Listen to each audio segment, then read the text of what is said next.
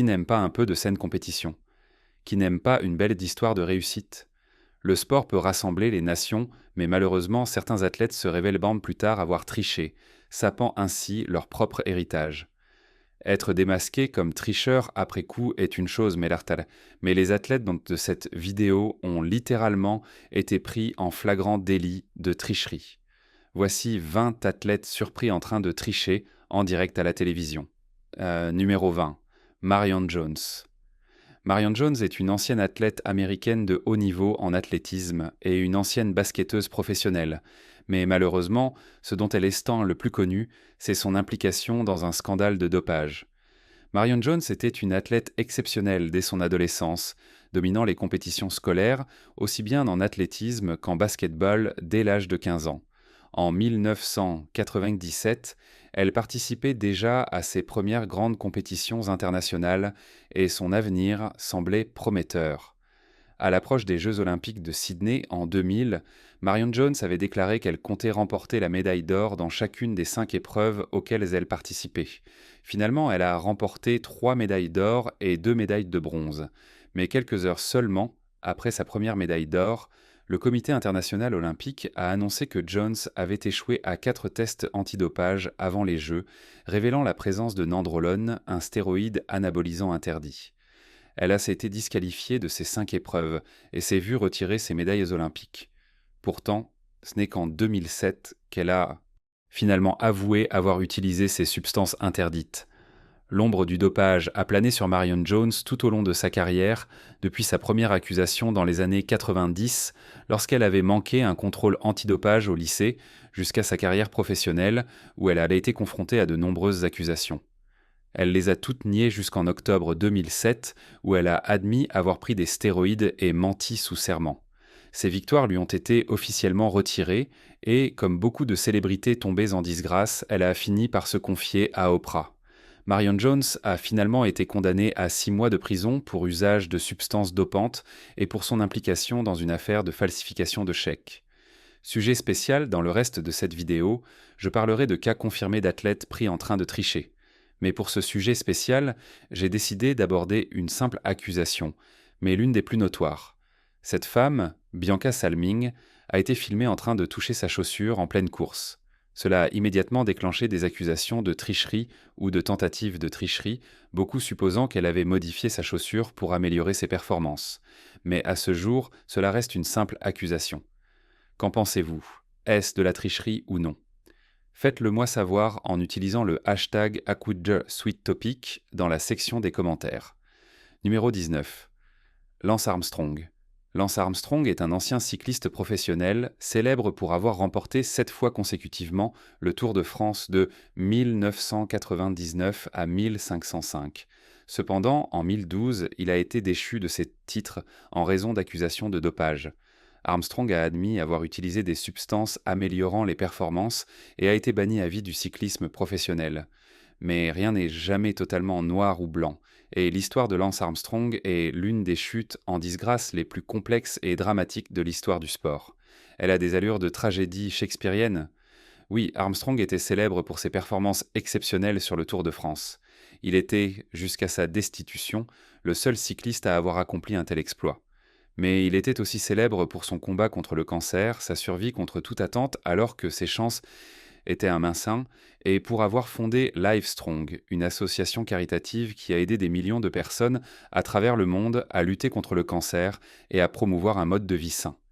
Ses contributions au monde vont bien au-delà de ses exploits sportifs et de sa chute. L'un ne semble pas annuler l'autre. Pourtant, dans un élan de jugement moral, l'Amérique et une grande partie du monde ont rejeté Armstrong après qu'il a admis son dopage systématique. Armstrong est une figure controversée. Il est arrogant, il peut sembler désagréable, mais il est aussi déterminé. Cette même détermination qui l'a aidé à gagner toutes ses courses, ces 3 semaines d'efforts intenses à travers plus de 2000 miles de montagne, est aussi celle qui lui a permis de vaincre une maladie qui a failli le tuer. Il a peut-être triché et cela n'est absolument pas acceptable, mais Armstrong est bien plus qu'un simple maillot jaune et il a été pris comme exemple. À son époque, le dopage faisait partie de la culture du cyclisme professionnel.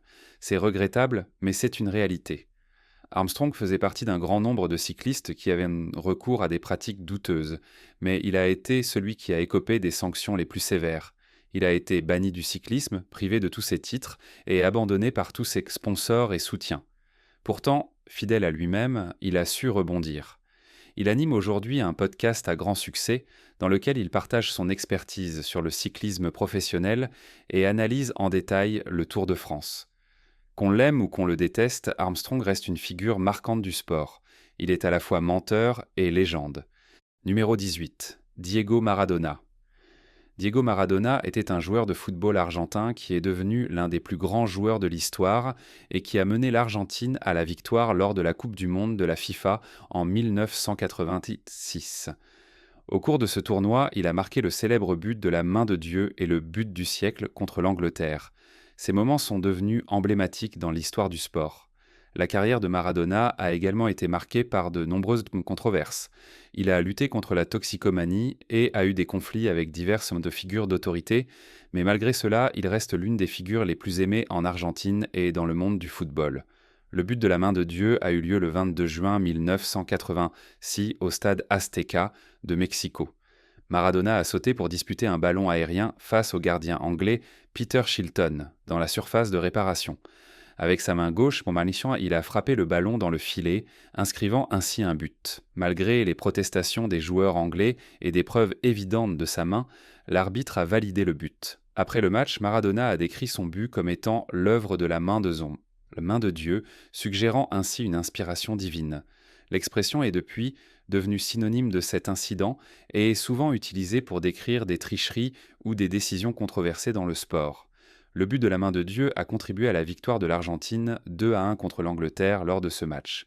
Maradona a ensuite réalisé un autre exploit en marquant un second but exceptionnel, souvent désigné comme le but du siècle.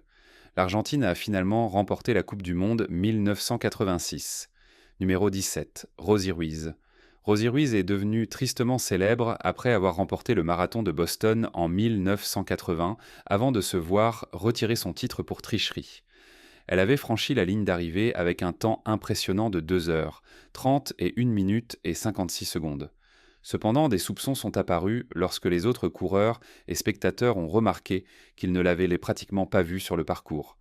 Son temps d'arrivée était également anormalement rapide pour une coureuse amateur. L'affaire s'est compliquée avec les enquêtes qui ont suivi.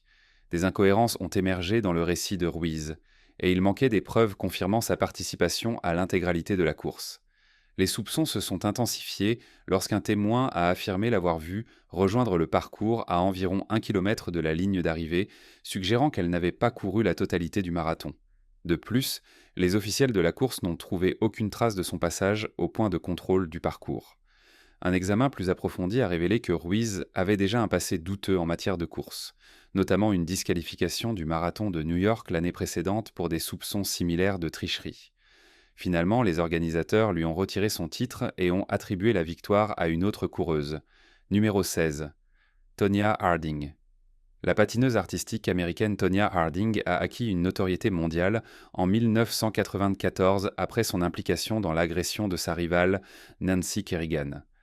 L'ex-mari de Harding, Jeff Gillooly, ainsi que son garde du corps Sean ont orchestré l'attaque dans le but de blesser Kerrigan avant les championnats américains de patinage artistique. Kerrigan a été frappée au genou avec une matraque lors d'une séance d'entraînement. Au début, Harding a nié toute implication dans l'attaque, mais elle a ensuite admis avoir été au courant après les faits. L'incident a déclenché un énorme scandale médiatique et a mis sa carrière et sa vie personnelle sous une intense pression. Elle a fait face à des poursuites judiciaires qui ont abouti à une probation, des travaux d'intérêt général et une amende. Son implication dans l'attaque de Nancy Kerrigan a finalement conduit à son bannissement à vie de l'Association américaine de patinage artistique, mettant ainsi un terme à sa carrière compétitive et détruisant complètement sa réputation dans ce sport. Numéro 15. Ben Johnson. Ben Johnson est un sprinteur canadien qui a attiré l'attention du monde entier grâce à ses performances, remportant la médaille d'or du 100 mètres aux Jeux olympiques d'été de 1988 à Séoul, où il a établi un record du monde avec un temps de 9,79 secondes. Cependant, la victoire de Johnson s'est rapidement transformée en scandale lorsqu'il a été contrôlé positif aux stéroïdes anabolisants lors d'un test antidopage après la course. Cette révélation a choqué le monde, et tout le monde s'est offusqué. Cela a conduit à la disqualification de Johnson, qui a été déchu de sa médaille d'or et de son record du monde, et il a également été banni des compétitions pendant 2 ans. L'incident a gravement nui à sa réputation et a soulevé des questions sur l'utilisation de substances améliorant la performance dans le sport.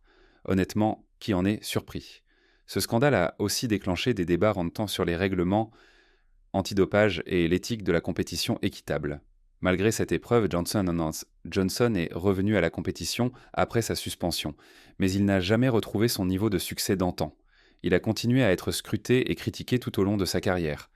Mais cela soulève une question. Pourquoi les athlètes trichent-ils? Et pourquoi leur impose-t-on des standards aussi stricts? C'est une question de morale, mais dans le monde impitoyable du sport professionnel, où la frontière entre tricherie et maximisation des performances est si floue, comment peut-on vraiment juger?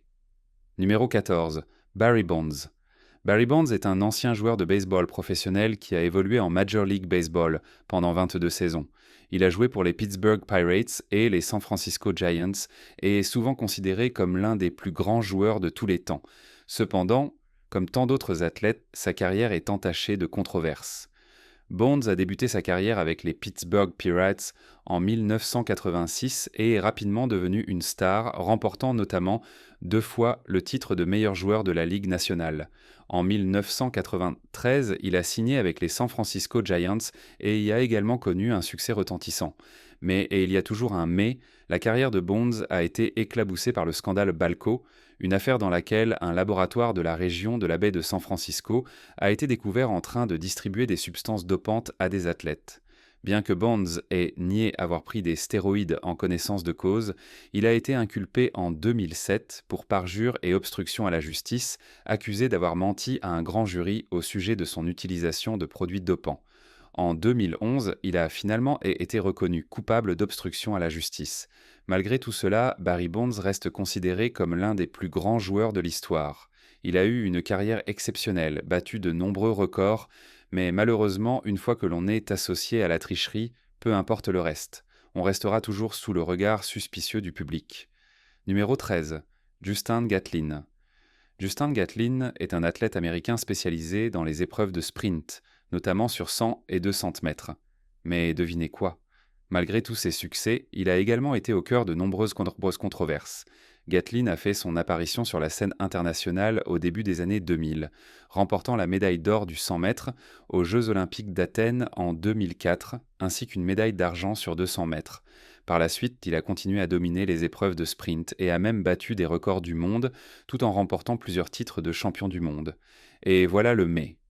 La carrière de Gatlin a été ternie par des affaires de dopage et en 2006, il a été contrôlé positif à la testostérone.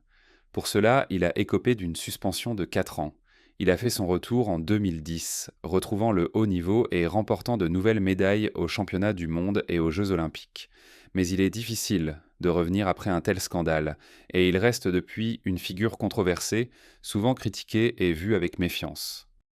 Numéro 12. Tom Brady. Tom Brady est un quarterback de football américain et est fondamentalement l'un des plus grands joueurs de l'histoire de la NFL. Il a été sélectionné par les New England Patriots au 6e tour de la draft en 2000 et a presque immédiatement démontré à quel point il était talentueux. Il a finalement conduit l'équipe à de nombreuses victoires au Super Bowl, recevant une multitude de récompenses MVP au passage. Mais bien qu'il ait connu énormément de succès, Brady a fait face à des controverses tout au long de sa carrière. Le scandale dit du Deflategate a quelque peu terni son image.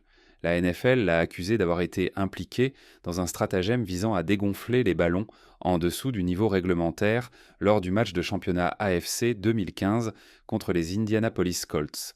Après enquête, Brady a été suspendu pour 4 matchs, bien que cette suspension ait ensuite été annulée par la justice. Une autre controverse a éclaté en 2015 avec le scandale du Spygate. Franchement, tout finit toujours par être appelé quelque chose gaité, et c'est vraiment ridicule. Bref, cette affaire impliquait les Patriots, accusés d'avoir filmé illégalement les signaux des équipes adverses. Bien que Brady lui-même n'ait pas été directement impliqué, le scandale a terni la réputation de l'équipe et soulevé des questions sur son intégrité. Numéro 11. Alex Rodriguez. Alex Rodriguez, aussi connu sous le surnom de A-Rod, est un ancien joueur de baseball professionnel qui a passé la majeure partie de sa carrière avec les Seattle Mariners, les Texas Rangers et les New York Yankees en Major League Baseball. Il était très célèbre et considéré comme l'un des meilleurs joueurs du pays, mais sa carrière n'a pas été exempte de controverses. En 2009, il a admis avoir utilisé des substances interdites au début de sa carrière alors qu'il jouait pour les Texas Rangers entre 2001 et 2003. Cette confession est survenue sous la pression d'un contrat record qu'il devait justifier. Au final, tout était toujours une question d'argent, vous savez. Puis, en 2013, Rodriguez a été suspendu pour toute la saison MLB 2014 en raison de son implication dans le scandale Biogenesis, où il avait obtenu des substances améliorant les performances auprès d'une clinique anti-âge aujourd'hui disparue. Naturellement, quand on est une star du baseball, les gens s'intéressent énormément à votre vie privée. Ses relations avec des célébrités comme Madonna et Cameron Diaz ont été scrutées de près, tout comme ses liens présumés avec des cercles de jeux d'argent illégaux à travers le poker.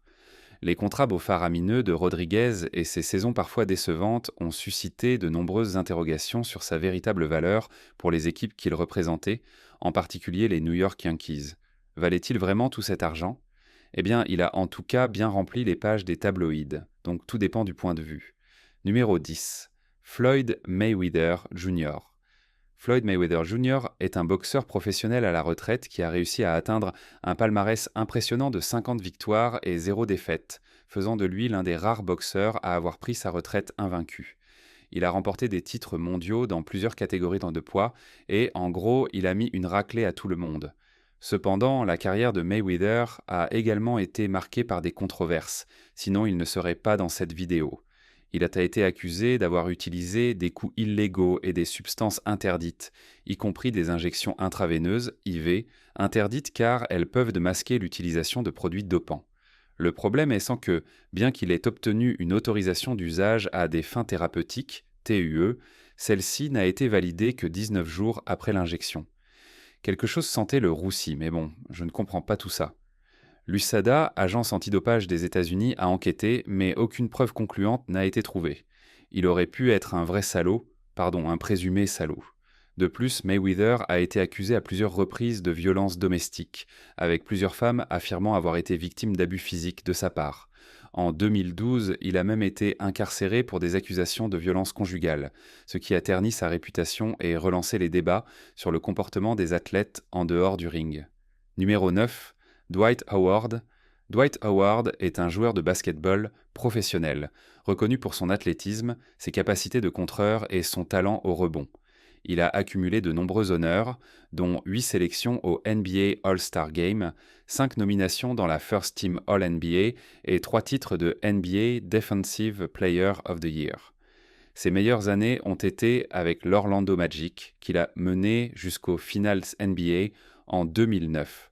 Cependant, lorsqu'il jouait pour les Houston Rockets, Howard et son équipe ont fait l'objet de critiques pour l'utilisation d'un adhésif appelé Stickem, qu'ils appliquaient sur leurs mains pendant les matchs.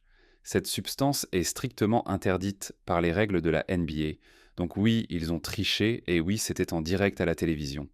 Pourtant, Howard n'a jamais été sanctionné ni même condamné à une amende pour cette infraction. Et pourquoi ? Eh bien, qui pourrait le dire ? Numéro 8. Tony Romo. Tony Romo est un ancien quarterback qui a joué en NFL et a passé toute sa carrière professionnelle avec les Dallas Cowboys. Il a rejoint les Cowboys en 2003 en tant qu'agent libre non drafté après avoir joué au football universitaire à l'Eastern Illinois University. Bien qu'il n'ait pas été très convoité en sortant de l'université, il a rapidement gravi les échelons pour devenir le quarterback titulaire des Cowboys en 2006. Il était un joueur opportuniste et parfois il poussait les limites de ce que certains pourraient appeler du jeu rusé et d'autres de la tricherie. Une fois, il a été surpris par les caméras en train de donner un petit coup de pied furtif dans le ballon pour tenter de le faire avancer avant une mesure. C'était de la triche, mais la plupart des gens ont trouvé cela plutôt malicieux qu'autre chose, et franchement, personne n'a été dupe de son petit stratagème. Numéro 7. Marty McSorley. Marty McSorley est un ancien joueur professionnel de hockey sur glace qui a évolué en NHL pendant 17 saisons, de 1983 à 2000. Il jouait principalement en défense et était connu pour son rôle de enforcé, protégeant ses coéquipiers par le biais de confrontations physiques. Il est surtout célèbre pour avoir été le protecteur de Wayne Gretzky lors de leur passage commun chez les Edmonton Oilers et les Los Angeles Kings. McSorley assurait la sécurité de Gretzky sur la glace, lui permettant de briller tout en neutralisant les menaces adverses de manière musclée. Comme beaucoup d'athlètes professionnels, il avait tendance à jouer avec les limites du règlement. Lors de la finale de la Coupe Stanley en 1993, son bâton a été inspecté et jugé illégalement courbé au-delà de la limite autorisée par la Ligue nationale de hockey. Il a écopé d'une pénalité pour conduite antisportive et les Kings de Los Angeles ont fini par perdre contre les Canadiens. McSorley a admis que son bâton était fautif, mais il a affirmé que l'équipe adverse le savait depuis le début et avait attendu le bon moment pour en tirer profit. Ils ont marqué en supériorité numérique juste après sa pénalité, ce qui donnait effectivement l'impression d'un coup bien calculé. En 2000, alors qu'il jouait pour les Boston Bruins, il a été impliqué dans un incident tristement célèbre lors d'un match contre les Vancouver Canucks où il a frappé Donald Brashear à la tête avec son bâton. L'incident a causé une blessure grave à Brashear et valu à McSorley une longue suspension, qui a marqué la fin de sa carrière en NHL. Numéro 6, Will Smith. Joueur de baseball et lanceur de relève pour les Kansas City Royals, Will Smith, pas l'acteur de cinéma, a connu une petite controverse qui s'est soldée par son expulsion d'un match. En 2015, alors qu'il jouait pour les Milwaukee Brewers, les arbitres ont remarqué une mystérieuse substance interdite sur son bras. Cela peut sembler inquiétant, mais il ne s'agissait ni de drogue ni d'un produit dangereux. En réalité, c'était un mélange de colophane et d'écran solaire. Smith a expliqué qu'il utilisait cette combinaison pour améliorer sa prise sur la balle pendant l'échauffement dans l'enclos des releveurs, mais qu'il avait oublié de l'essuyer avant d'entrer en jeu. Simple oubli ou excuse commode? À vous de juger. Numéro 5. Les Houston Astros. Les Houston Astros ont été au cœur d'un énorme scandale de vol illégal de signaux durant les saisons 2017 et une partie de 2018 en Major League Baseball. L'affaire a éclaté en novembre 2019 lorsqu'un ancien lanceur des Astros a révélé que l'équipe utilisait un système de caméra pour intercepter les signaux des lanceurs adverses pendant leur saison victorieuse des World Series en 2017. Le stratagème consistait à placer une caméra dans le champ extérieur pour filmer les gestes du receveur et transmettre l'information au batteur des Astros en temps réel grâce à un code sonore. Un coup sur une poubelle dans l'abri signalait le type de lancer à venir. Cette tactique leur donnait un avantage énorme, mais totalement déloyal. À la suite de ces révélations, la MLB a infligé aux Astros une amende de 5 millions de dollars, le maximum autorisé selon les règles de la Ligue, et leur a retiré plusieurs choix de draft. De plus, le directeur général Jeff Luhnow et le manager A.J. Hinch ont été suspendus puis licenciés. Scandaleux, n'est-ce pas? Numéro 4. Rivaldo Ferreira. Rivaldo Ferreira, connu sous le nom de Rivaldo, est un ancien footballeur professionnel brésilien, largement considéré comme l'un des plus grands joueurs de football de tous les temps. Il a fait tout ce que l'on attend d'un footballeur professionnel, et cela, mes doux et innocents amis, inclut aussi un peu de tricherie légère. Cette pratique consiste à exagérer complètement et à jouer la comédie sur les fautes subies afin d'obtenir la sanction maximale contre l'adversaire et le plus grand avantage pour son équipe. C'est une habitude courante et, bien que cela puisse être quelque peu embarrassant de voir des hommes adultes rouler par terre en hurlant pour un simple coup sur le genou, c'est ainsi que fonctionne le jeu. Lors de la Coupe du Monde 2002, Rivaldo jouait pour le Brésil contre la Turquie lorsqu'un joueur turc a tiré le ballon dans sa direction. Bien que le ballon l'ait touché au tibia, Rivaldo a saisi son visage et s'est écroulé au sol comme s'il souffrait atrocement. Le joueur adverse a été expulsé car il avait déjà un carton jaune, mais plus tard, il a été déterminé que la faute avait été simulée et Rivaldo a été condamné à une amende. Numéro 3. Simon Dyson. Simon Dyson est un ancien golfeur professionnel anglais qui a concouru sur le circuit européen. Il a remporté son premier titre en 2000 à l'Open d'Indonésie avant de décrocher un total de 6 titres sur le circuit européen au cours de sa carrière. En 2013, il a été suspendu du circuit européen pendant 2 mois après une violation des règles lors du BMW Masters à Shanghai. Dyson a été surpris en train d'aplatir illégalement une marque laissée par un crampon sur le green, ce qui lui a valu une pénalité et, par la suite, une suspension. Tricheur, tricheur, tricheur. Après sa suspension, il a eu du mal à retrouver son niveau et a finalement pris sa retraite du golf professionnel en 2008, mettant ainsi fin à sa carrière compétitive sur le circuit européen. Numéro 2. Les équipes féminines de badminton. Lors des Jeux olympiques de 2012, une énorme controverse ennuyeuse a éclaté autour de la compétition féminine de badminton, impliquant plusieurs équipes. L'affaire concernait des accusations de matchs intentionnellement perdus afin de manipuler le tableau pour les phases éliminatoires. C'est vraiment ennuyant, mais c'est quand même de la triche, et qui aurait cru que le badminton féminin était si impitoyable? Les équipes concernées étaient en celles de Chine, de Corée du Sud et d'Indonésie, ainsi qu'une équipe du Danemark. Lors de la phase de poule du tournoi, plusieurs paires ont été surprises en train de mal jouer intentionnellement, envoyant délibérément le volant hors des limites ou même dans le filet. Cette stratégie visait à perdre exprès afin d'obtenir une position plus avantageuse pour la suite du tournoi. La Fédération mondiale de badminton a ouvert une enquête et, au final, 8 joueuses de Jean de Chine, de Corée du Sud et d'Indonésie ont été disqualifiées des Jeux olympiques pour ça, pour ne pas avoir fait de leur mieux pour gagner un match et pour s'être comportées d'une manière nuisible au sport. C'est vraiment nul, je sais, mais au final, ça reste de la triche. Numéro 1. Joe Niekro. Joe Niekro était un lanceur de baseball professionnel connu pour sa balle papillon, mais aussi pour être un petit peu tricheur.